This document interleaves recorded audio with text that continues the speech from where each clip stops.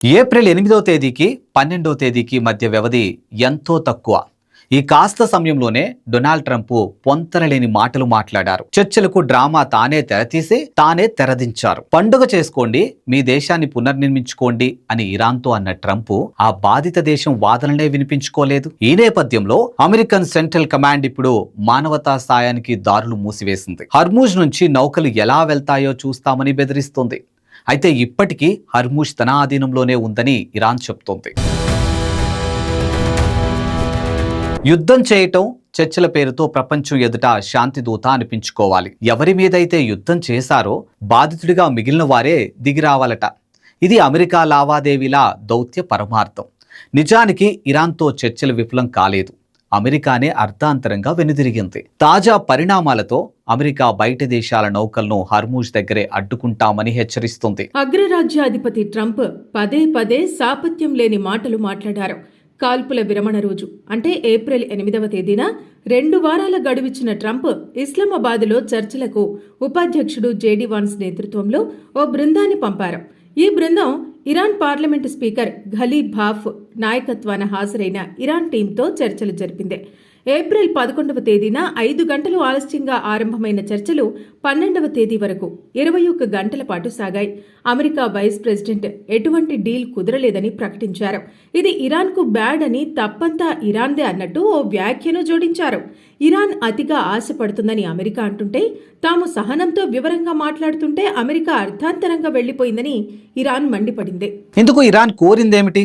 America చెప్పిందేమిటి? Iran ఏమన్నదంటే, విదేశాల్లో స్తంభింపజేసిన తన bank ఖాతాల మీద ఆంక్షలు ఎత్తివేయాలని అడిగింది. ఖతార్ బ్యాంకులో ఇరాన్ నిధులు విడుదలకు అంగీకరించిన అమెరికా అంతలోనే ఎందుకు మాట మార్చింది? చర్చలే చరిత్రాత్మకమనుకున్నారు. 1979 తర్వాత అమెరికా ఇరాన్ మధ్య నేరుగా సంభాషణలే సాగలేదు. 2026 ఏప్రిల్ 11వ తేదీన కొత్త చరిత్ర ఆరంభమైనట్టేనని ప్రపంచం భావించింది. అయితే అమెరికాకు అలాంటి సెంటిమెంట్లు ఏవీ లేవు. అణు కార్యక్రమం నిలిపివేత, హోర్మోజ్ జలసంధి తెరవడమే ముఖ్య డిమాండ్లుగా అమెరికా ఇరాన్ ముందుంచింది. ఇందుకు జవాబుగా ఇరాన్ తన విదేశీ బ్యాంకు ఖాతాలపై అమెరికా పెట్టిన ఆంక్షలు తొలగించాలని, ఖతార్ బ్యాంకులో ఉన్న తన $6 బిలియన్ విడుదల చేయాలని కోరింది. అయితే వివిధ దేశాల్లోని ఇరాన్ ఖాతాల్లో $100 బిలియన్ ఉన్నాయని అమెరికా గుర్తించింది. ఆ నిధులను ఇరాన్ ప్రాక్సీ దళాలకు ఆయుధాల కొనుగోలుకు మళ్లిస్తుందని భయపడి చర్చల నుంచి వైదొలిగింది. అమ్మా పెట్టదు, వేరే వారిని అడిగి తిననివ్వదు.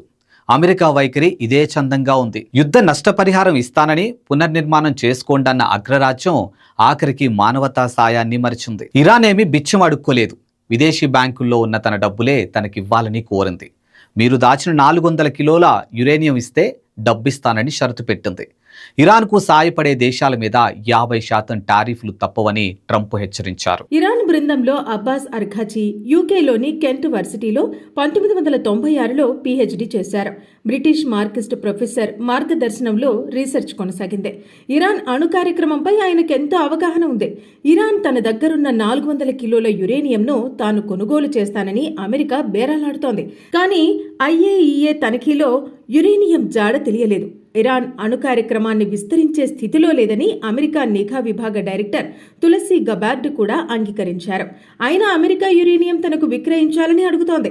హోర్మోజ్ ఇప్పటికీ తన ఆధీనంలోనే ఉందంటున్న ఇరాన్ మందు పాత్రలపై మాత్రం తన నియంత్రణ లేదన్నట్టు మాట్లాడుతోంది. దీంతో అమెరికా కంగుతింది. మళ్లీ యుద్ధం ఆరంభమైతే ఏ పరిణామాలు సంభవిస్తాయోనని ప్రపంచం ఆందోళన చెందుతోంది. మనం మాత్రం ఎదగాలి, అందరూ అణిగి మణిగి ఉండాలి. డొనాల్డ్ ట్రంప్ ఆధిపత్యం, అభిజాత్యం, దురహంకారం ప్రపంచ దేశాలనే యుద్ధానికి లాగుతుంది. గల్ఫ్లో మిత్ర దేశాలనే కాపాడుకోలేని ట్రంప్ను ఇరాన్ ఎలా నమ్ముతుంది? లెబనాన్లో ఇజ్రాయెల్ను కట్టడి చేయలేని అమెరికా ఇరాన్కు హద్దులు గీస్తూ బుద్ధులు చెప్తుంది. ఇలాంటి మోర్ అప్డేట్స్ కోసం చూస్తూనే ఉండండి ప్రగతి మీడియా.